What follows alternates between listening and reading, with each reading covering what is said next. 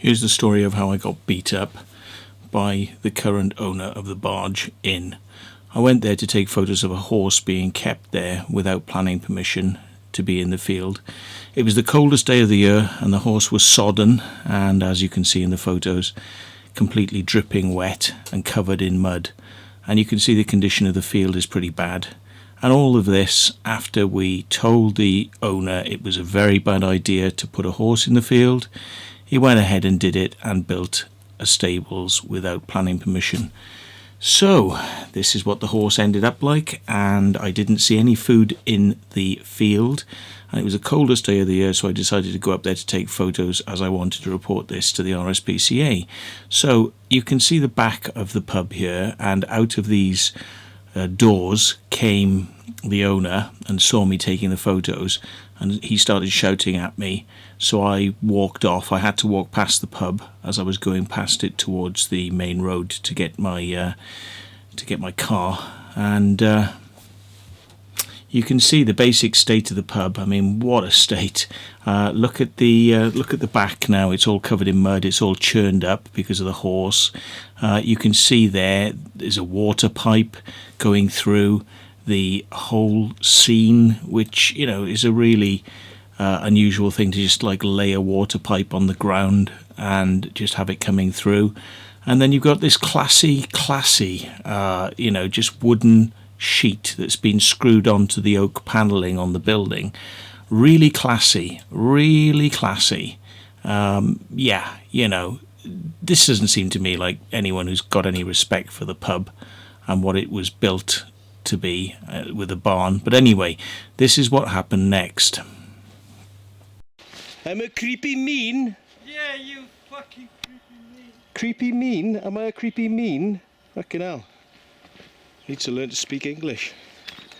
A creepy mean. I'm a creepy mean. Well, don't want to get into a confrontation with a guy.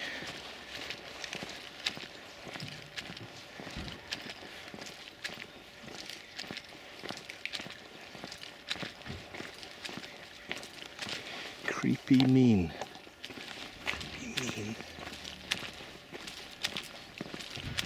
Creepy mean. What a fucking moron. So anyway, as you can see, it is very icy today. Look, the fucking canal is iced up. There we go. So as you can see, he came out shouting at me, calling me a creepy mean, and I walked away from the pub, so I wasn't seeking any form of confrontation, certainly not physical confrontation, and I went down the towpath, which is alongside the canal, and kept walking back towards my car. And I was halfway between the pub and my car, which is about 200 or 300 meters down the canal, and then as I heard something, I turned around and saw him running at full pelt, and clearly he had something in his hand. I shouted to him not to, do what I thought he was going to try and do, which is to assault me, and this is what transpired. You fucking do. You do. You fucking just, you're going to get done for assault now. So let's go through this again. I just managed to get the camera on, and you can see he's running fairly quickly. He's trying to hide the fact that he's got a wooden block behind his back, and you can see the wooden block come out here. That wooden block got smashed across my head. It was in two pieces, sitting next to me, and was given to the police as evidence.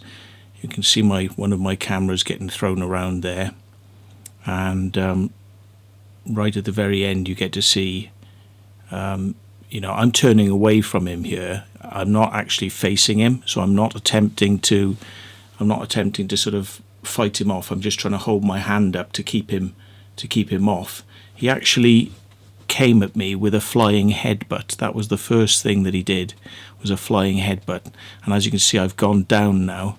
I've gone down onto the ground, and I'm just basically holding my hands above my head at this point, trying to stop the repeated blows which kept coming, and they didn't stop, and basically I lost consciousness all I remember is that at some point I woke back up or regained consciousness, and I was just there on my own, looking down at the ground, and then I sort of pulled myself up, and this guy, Pietro Cuomo, was nowhere to be seen.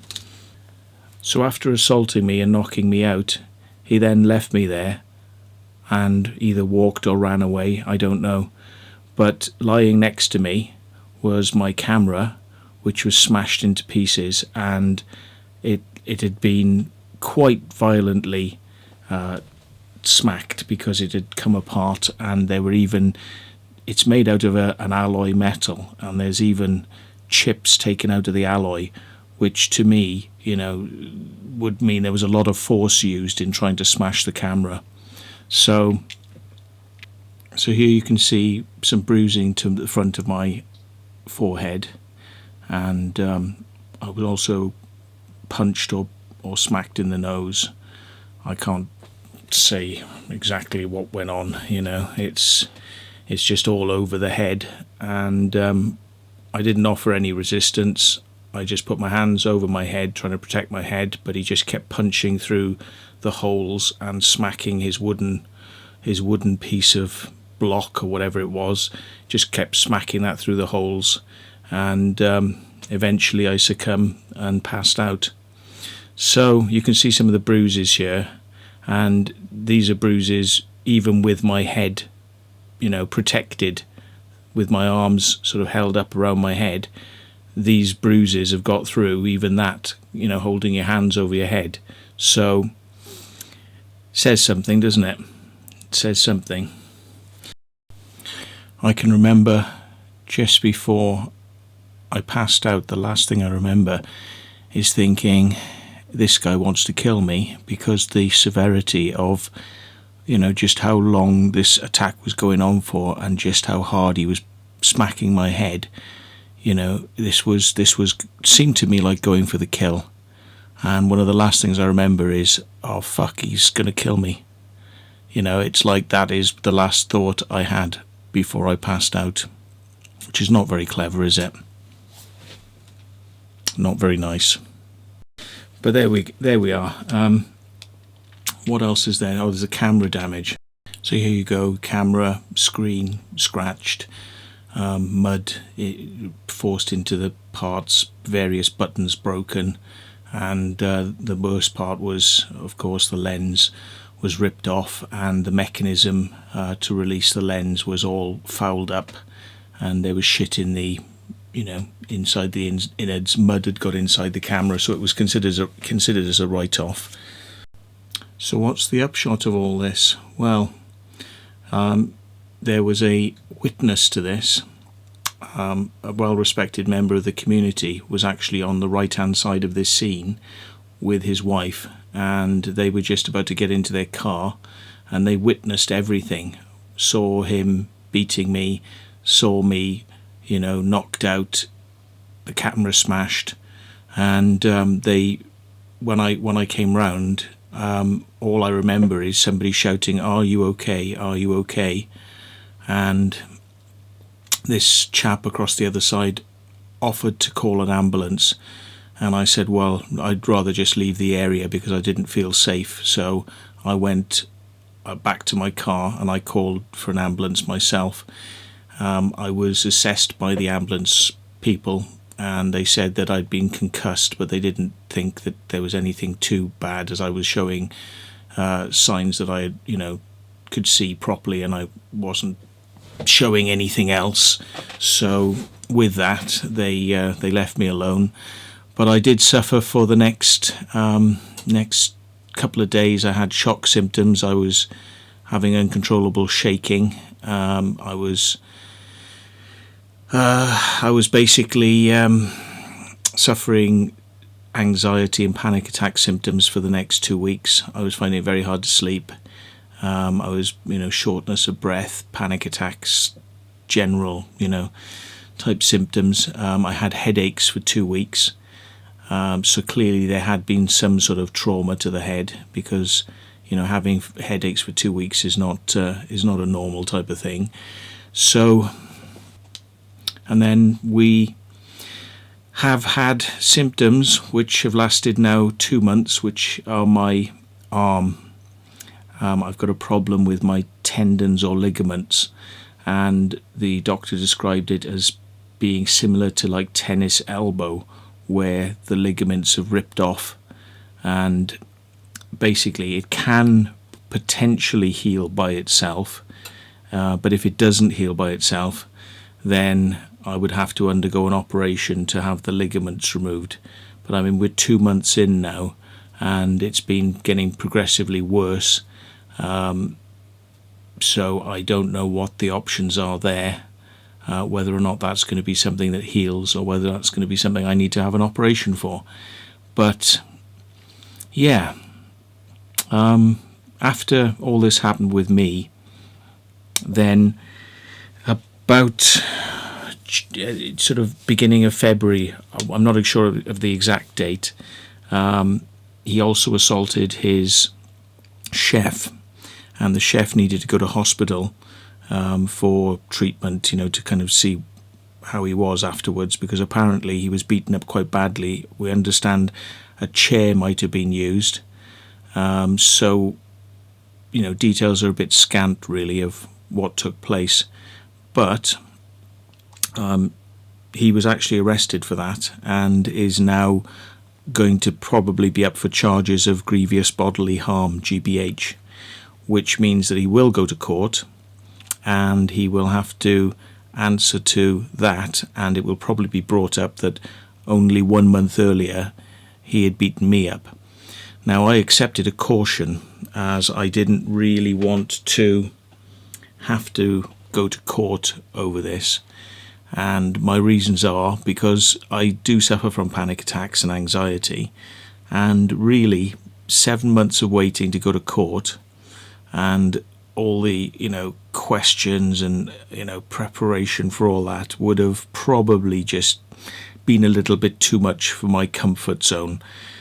So I allowed him to have a caution, but he was ordered to pay the £900 damages for my camera. He said he would do that within 2 weeks. We're now looking at 2.5 months and he still hasn't paid.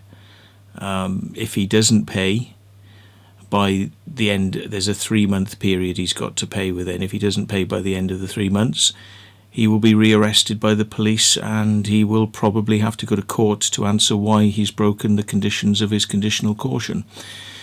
But anyway, there we are. He's probably going to be in a lot of shit with the GBH charge, and what he did to me will obviously play a part in how he is sentenced, but I think there's a good possibility that he could see jail time. And I know that the way he's been terrorising the people who've gone to the pub, the customers, terrorising them because they've complained about having to wait 2 hours for the food, and the food's come out cold or mouldy and horrible. But he's been threatening people, threatening to kill them, holding them up against the wall, hands around neck and all sorts of stuff. Read TripAdvisor if you want to see the interesting stories of what's been going on there, but it is a horror story. So basically what I would, in my opinion, say is a psychopath, a complete psychopath, in charge of the Barge Inn. Well, it's now closed. The Barge Inn is now closed, and the horse has been given away. So that's one piece of good news, because it seems like I was right over that, whereas a lot of people had said, oh no, the horse is fine, leave it alone, we're horsey experts, we know what we're talking about. When it actually came down to it and the horse was given away, the person who had the horse did actually say that the field was a bad condition field, and that the horse was in bad condition and had skin sores, had an inflamed skin because of the conditions it had been kept in. So I was right after all. So that's why I was there. That's what I was there to do, and I'm glad that now this person is no longer in charge of a horse. Unfortunately, he's got 5 dogs, which apparently cower around him, I've been told. So, yeah, but the pub is closed. It's not going to reopen according to him. But this is what was the cause of it all, because of his violence towards me and his chef. It just probably his wife or girlfriend, who's actually got most of the money, I understand, in this business, the Barge Inn. She's probably pulled the plug on it now, and they've decided they're going to try and sell the pub, and the community are trying to raise the money to buy the pub, and I wish them the best of luck. I think they're going to have a hell of a time finding £1 million, which is the asking price, which I think is crazy, and I don't think they should be really wanting to pay that much, but there we go. So anyway, thanks for watching, and I hope you find this pretty shocking, as it was to me. Anyway, I think the images speak for themselves. So yeah, watch yourself around that place and that man. Not a safe place to be until he's gone, I think. Thanks very much for watching. You fucking do. You do. You fucking just... You're going to get done for assault now. It's kind of taken me a while to really feel like I want to have a chat about this. I've felt a lot of emotions. Anger, fear, anxiety. Didn't know if I'd had a head trauma or my brain damage. I was worried that I might get hemorrhaging, or it was like 2 weeks of headaches and wondering whether or not at any moment I was going to get symptoms of a stroke, from brain hemorrhage. But anyway, luckily, the only thing I've walked away with is the tendon problem. So there we are. I'll keep you updated on what I find out regarding this, and when this Pietro Cuomo goes to court, I'll let you know what the outcome is, and hopefully he gets what he deserves. Okay, thanks very much.